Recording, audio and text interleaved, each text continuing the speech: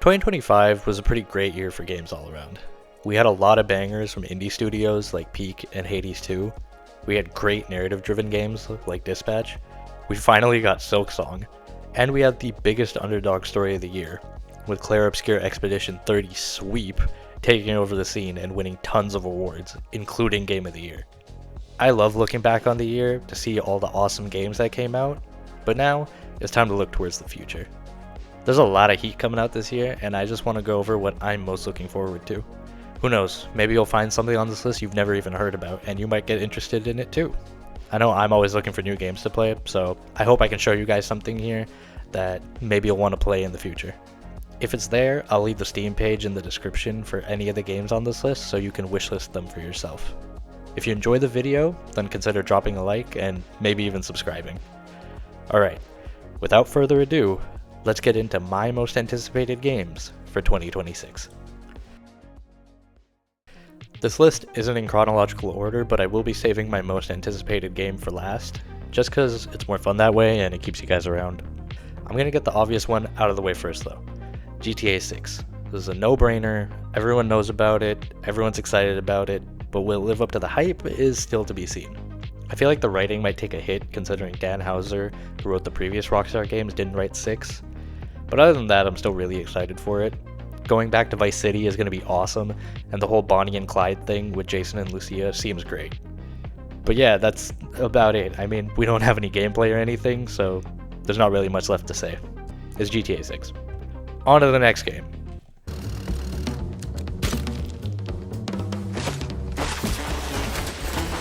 Beat it, Gumshoe!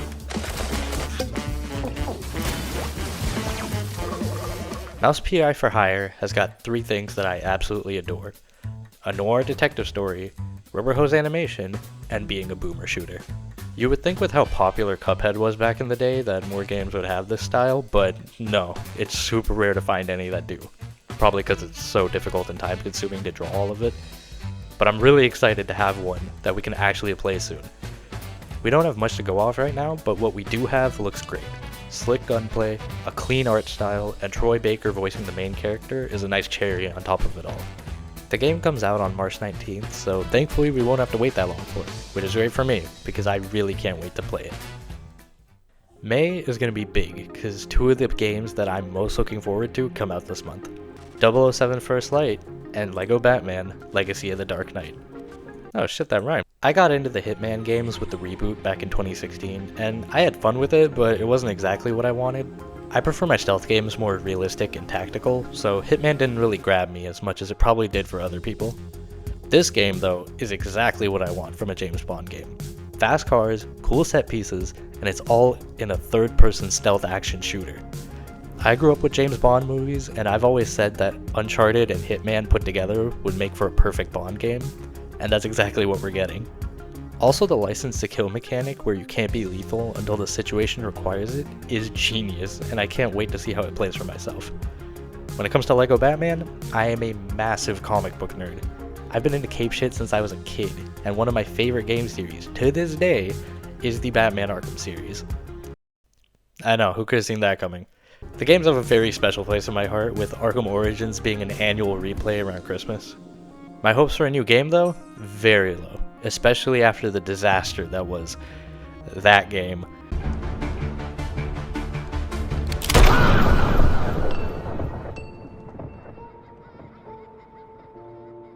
But when a LEGO Batman game with gameplay heavily inspired by the Arkham games got announced, I damn near cried tears of joy, man. It looks so good.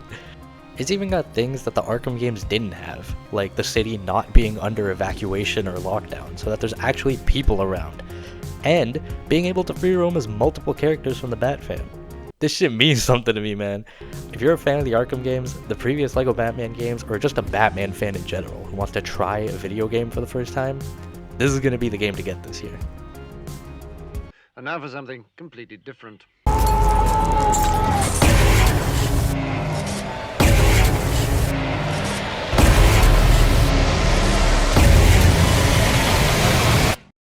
Cthulhu the Cosmic Abyss is a game that I only just recently found out about, and it's already shot up the list of my most anticipated games this year.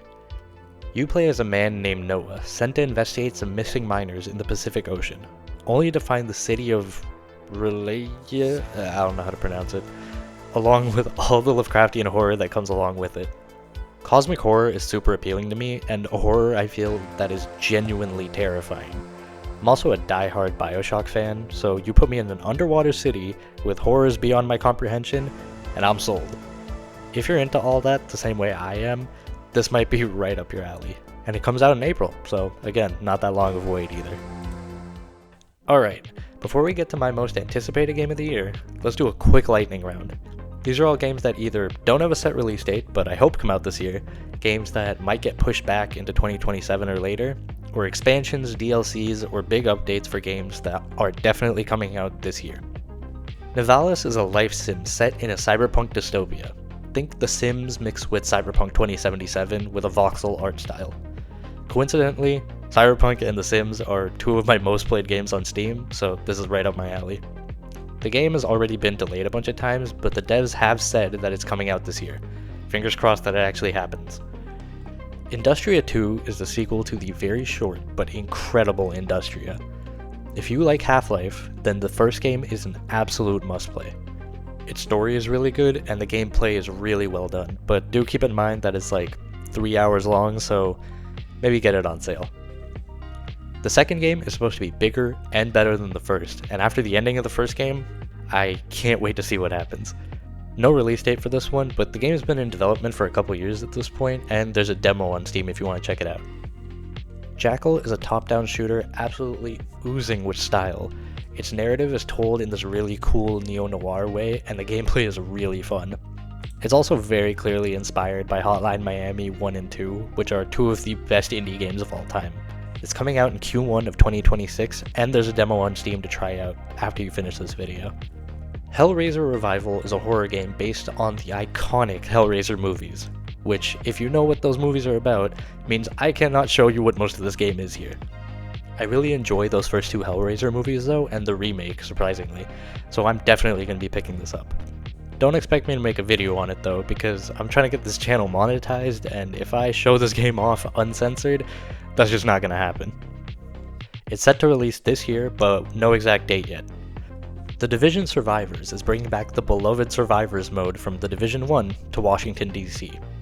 I love this mode in the first game, and also it's like the first example of a battle royale and extraction shooter mixed together. I'm starting the second game soon, so I can't wait for this to come out. No set release date on this either, but if it does come out this year, that would be awesome. Fallen Aces Episode 2 is finally coming out. If you want an ImSim with pulpy noir and old school comic inspirations, pick this game up now. It's so fucking good and extremely replayable, especially with the new level creator. The new episode should be releasing this year, so it's a perfect time to get it if you haven't. You seriously don't want to miss out on this game. I will talk about this game till the day I die. Now, for the moment you've all been waiting for. My most anticipated game of 2026 is...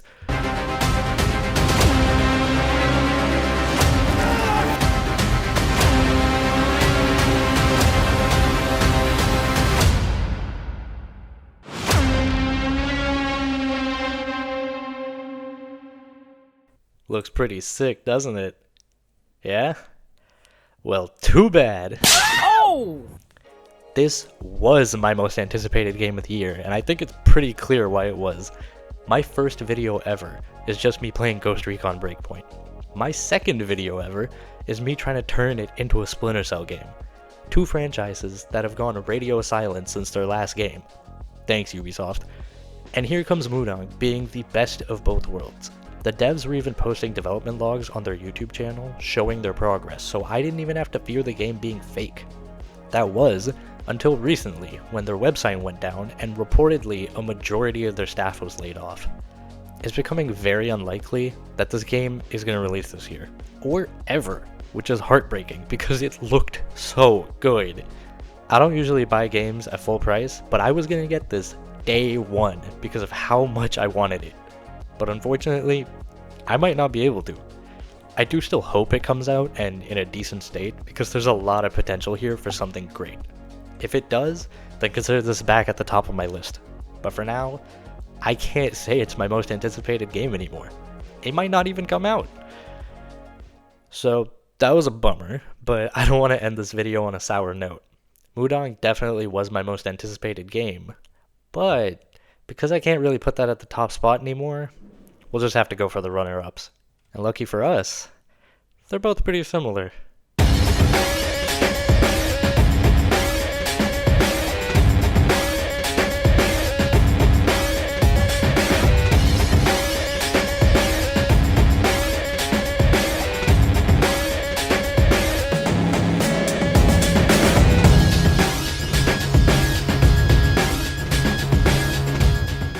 Samson and Acts of Blood are two similar but very different games.